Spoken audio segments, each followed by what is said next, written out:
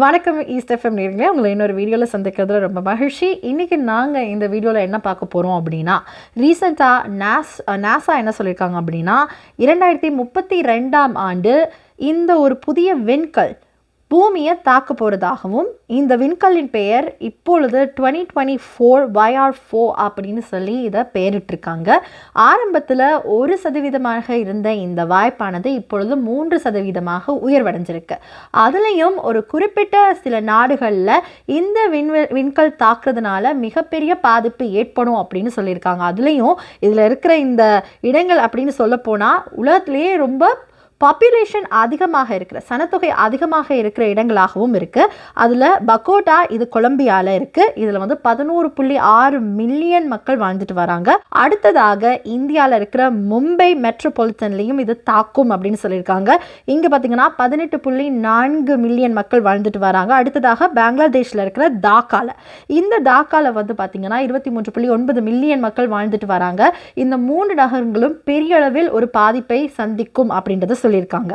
So இந்த விண்கல் இப்பொழுது மோதிர சான்ஸ், அதுவும் 2032ல் 3.1% இப்பொழுது உயர்வடைஞ்சிருக்கு.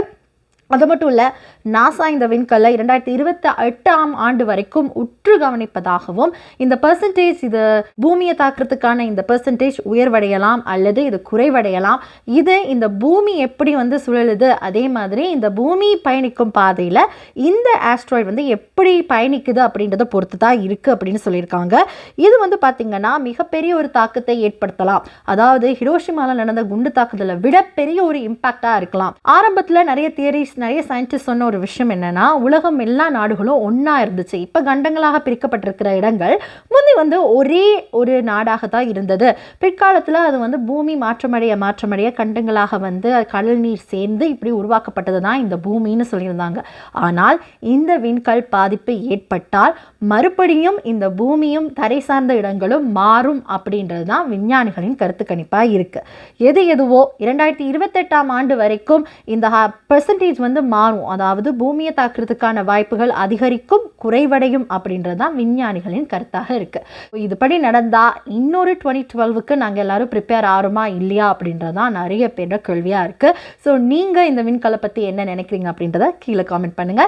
இன்னொரு வீடியோவில் உங்களை சந்திக்கும் வரை உங்களை விடைபெறுவது ருஷிதா. நன்றி, வணக்கம் நேயர்களே.